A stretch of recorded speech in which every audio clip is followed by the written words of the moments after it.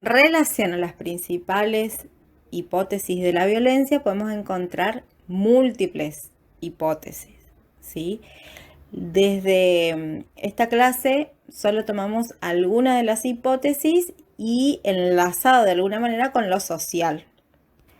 La primera hipótesis es la violencia es un código aprendido que tiene sentidos diferentes. ¿Qué quiere decir esto?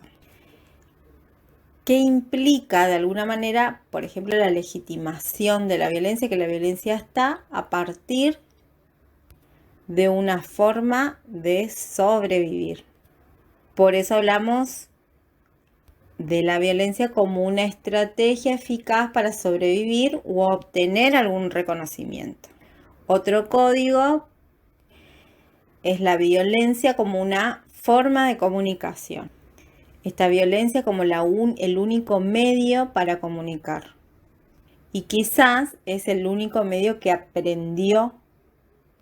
En las clases anteriores habíamos dado este ejemplo también, que tiene que ver, por ejemplo, con los niños, donde podemos ver incluso juegos muy bruscos.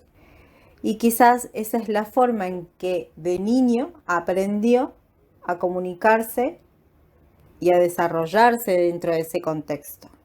Lo mismo para contestar, para responder, responde de una manera, incluso en diferentes tonos, de mala manera en el sentido de una respuesta incluso agresiva, que es la que aprendió, ¿sí? Aprende frente a esos referentes, a esos modelos. Otro código es la violencia como una construcción social que implica depositar en la víctima ciertas responsabilidades cuando en realidad la responsabilidad es de todos.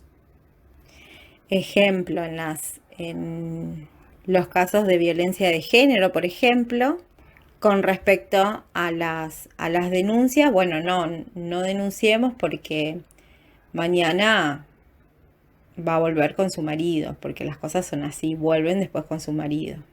Depositar esa responsabilidad en la víctima, sin posicionarnos de alguna manera en ese lugar de responsabilidad con respecto a la función o el lugar que estamos ocupando. La segunda hipótesis es la violencia como un hecho individual y una responsabilidad social. Y en ese sentido también continuamos con las cuestiones de responsabilidad. ¿Dónde está la mirada puesta? Muchas veces se genera una tendencia social a estigmatizar al individuo violento cuando ese individuo violento también tiene un contexto, tiene una historia, y de ahí también pensar en esas responsabilidades de ese contexto y de esa historia. Y por otro lado, la revictimización de las víctimas. La tercera hipótesis tiene que ver con la exoneración de responsabilidad a los auténticos responsables y reculpabilización a las víctimas. Si ven, en este sentido, todo va unido de alguna manera en estas responsabilidades, en esta cuestión individual, en esta cuestión social. En esta sección les damos un ejemplo para poder incluso reflexionar sobre estas cuestiones de responsabilidad en relación a la opinión de los propios niños en situaciones de violencia doméstica, que de alguna manera se enlaza a esta cuestión de que a veces viven en situaciones de violencia y para ellos es normal, es natural que suceda eso y creen que en otros lugares pasa lo mismo hasta que empiezan a darse cuenta. Y ahí hablamos de responsabilidades de aquel, del otro, que ve estas cuestiones y de qué manera actúa y cómo les enseña también a poder detectarlo, a poder defenderse de esas situaciones. Y esto de revictimización tiene que ver con culpar, incluso, siguiendo el mismo ejemplo, al niño de no poder decirlo, de no decirlo, de no defenderse.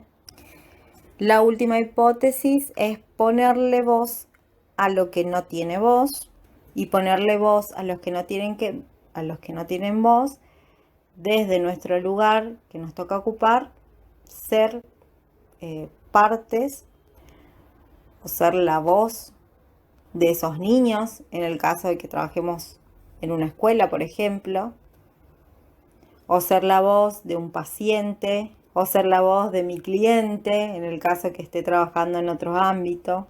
Y también de alguna manera hace referencia a las políticas públicas y en la defensa de los propios derechos.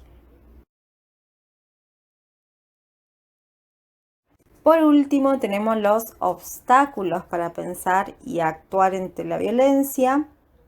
Ubicamos 3 en este caso. El primero es la negación de la violencia. El segundo tiene que ver con reducir la violencia a la lógica policial del bueno y malo. Y por último, el intento de aplicar a la violencia la lógica bionatural de la enfermedad. Con respecto al primero, la negación de la violencia, y en esta instancia naturalizamos o analizamos la violencia por la simple razón de evadirla, de ocultarla, de minimizarla y incluso de no involucrarnos en esas situaciones. De manera que nos vamos, como de alguna manera, acostumbrando a esas situaciones que nos permite desligarnos un poco de las responsabilidades de lo que hoy hablábamos.